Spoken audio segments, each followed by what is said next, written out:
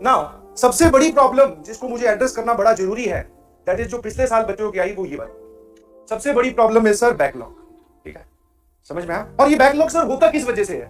Backlog किस वजह से होता है? कुछ नेचुरल कारण भी रहते हैं, कई बार किसी की तबीयत खराब हो जाए, कई बार लैक ऑफ इंटरेस्ट, और जो इसका मैक्सिमम कारण देखा गया 99.9% दैट इज बच्चे ने थोड़ा सा आलस अपना लिया। समझ में आया? और आलस कहां से स्टार्ट होता है? छोड़ यार कल कर लेंगे। एक बार ये लाइन पढ़ो ध्यान से, दुनिया के सबसे ज्यादा सपने एक ही बात ने तोड़े हैं, वो ये वाली कि कल कर लेंगे।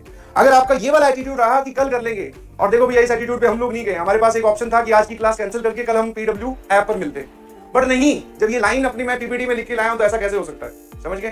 तो आज ही करना है, जो भी आपको टास्क मिले, जो भी होमवर्क मिले, जो भी काम मिले, वो आज ही करना है, कल का कोई ऑप्शन नहीं है। ऐसा समझो कल है ही नहीं, समझना? और वैसे भी जब आप कल जाओगे तो कल का अलग टास्क होगा भाई, आप कल कर लेंगे कैसे बोल सकते हो?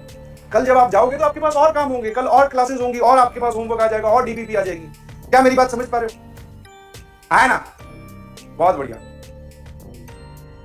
यस और नो?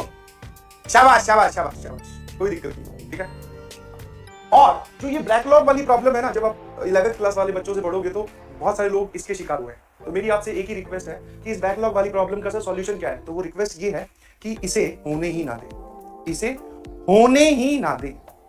समझ में आया? हाँ, सबसे बढ़िया इलाज इसका यही है, the best way to deal with this problem is कि इसको होने ही ना दे। और ये होना स्टार्ट हो जाएगा, आपको पता चल जाएगा, मुझे नहीं पता चलेगा, आपके पड़ोसी को नहीं पता चलेगा, बट आपको पता चल जाएगा कि हाँ भाई मेरा बैकलॉग होना स्टार्ट हो गया है। तो अब समझ जाना कि अब मुझे क्या करना है? इस पे काम करना स्टार्ट करना है। तो बैकलॉग मत होने दीजिएगा इन द फर्स्ट प्लेस। अगर किसी वजह से थोड़ा बहुत होता भी है तो आपके पास सैटरडे संडे ऑफ मिलने वाले हैं, सैटरडे संडे आपकी पीडब्ल्यू की क्लासेस नहीं होंगी, तो उन दिनों में बैठकर आपको वो बैकलॉग कंप्लीट करना है। प्रॉमिस मी दिस थिंग, फटाफट नीचे लिखो यस सर आई प्रॉमिस, या यस सर लिख दीजिए, तब भी काम चल जाएगा। जल्दी जल्दी जल्दी, yes yes yes.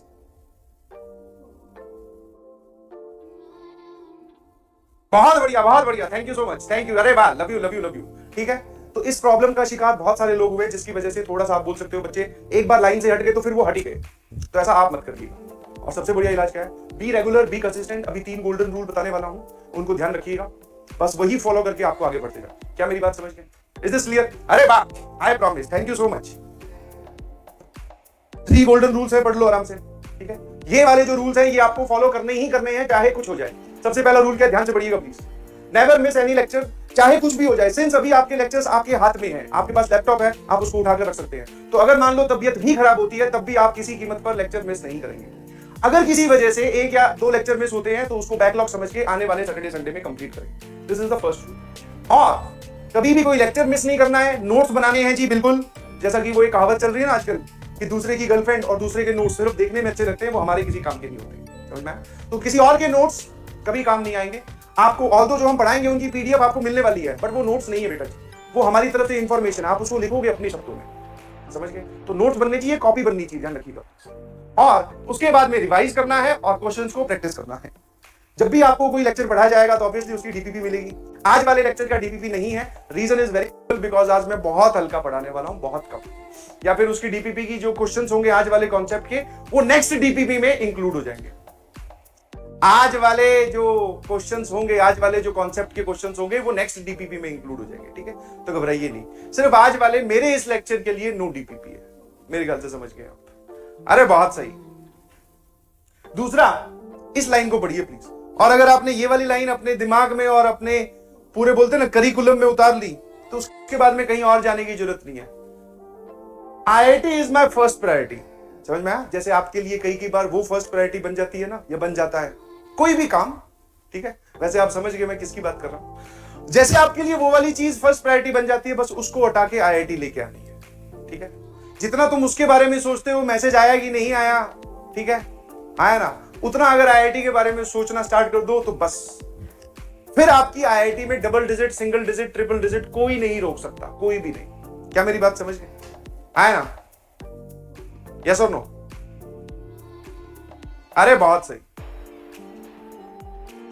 Yes yes yes. बहुत बढ़िया सर, आप है ना वो रिलेटेबल एग्जांपल देते हो तब हमारे दिमाग में भेजे में बात घुसती है। हाँ, आजकल क्या वो थ्योरेटिकल एग्जांपल से काम चलता नहीं, आपको समझाना पड़ता है कि भैया तू अपनी एनर्जी वहां डाल रहा है, वहां से हटा यहां निकाल, इसका कुछ फायदा भी होगा, उसका कुछ फायदा नहीं होगा, पैसे का नुकसान और होगा, बाद में हो सकता है भाई भाई के साथ, मतलब उसके भाई भाई ने देख लिया तो हड्डियां वड्डियां भी टूट सकती है।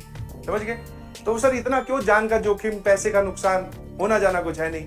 यहाँ लगाते हैं ना, यहाँ पे पैसे आएंगे भी, आईआईटीएन भी बनेंगे, इज्जत भी मिलेगी, मोहल्ले वाले 4 बच्चे हमारे पीछे पीछे भागा करेंगे, बताओ भैया कैसे बने थे आप आईआईटीएन?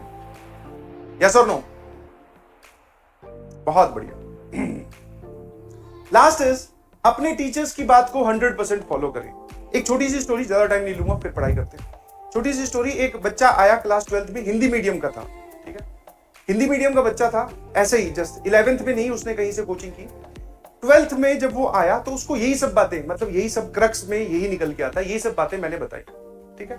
और उसने वो बातें थ्रू आउट द सेशन, चाहे चैप्टर टफ चल रहा हो, चाहे चैप्टर आसान चल रहा हो, चाहे बारिश चल रही हो, चाहे तूफान चल रहा हो, चाहे स्कूल में एग्जाम चल रहे हो, चाहे स्कूल में सर एनुअल फंक्शन चल रहा हो, चाहे घर पे किसी की शादी हो, चाहे मामा के लड़के की शादी हो या चाहे मामा की ही शादी हो, उसने एक बात को हमेशा फॉलो किया, दैट इज अपने टीचर को।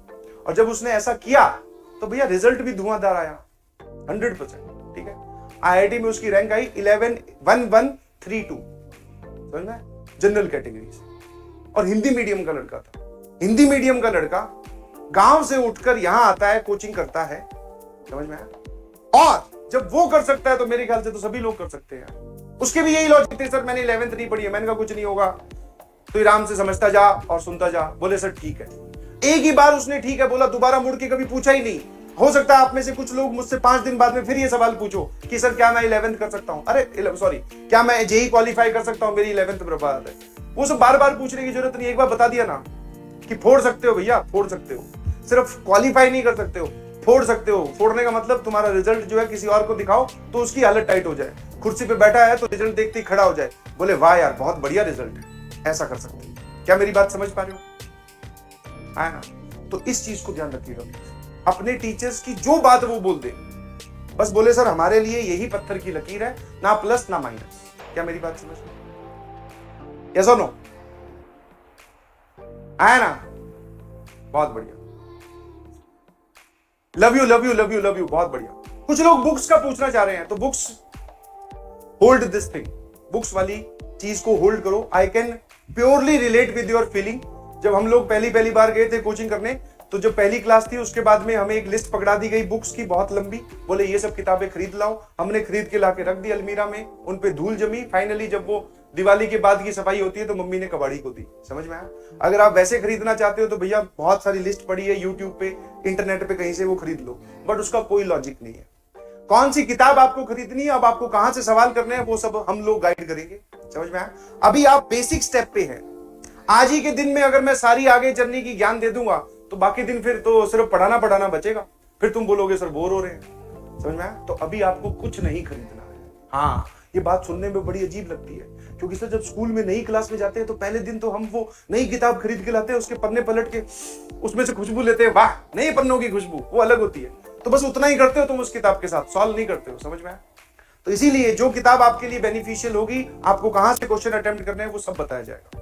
अभी के लिए होल्ड योर फीलिंग। क्या मेरी बात समझ गए?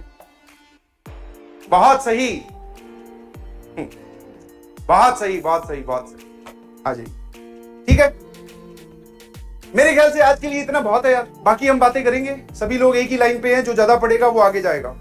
बैकलॉग सबसे बड़ी समस्या है जो कि ऑनलाइन में बहुत ज्यादा देखी जाती है।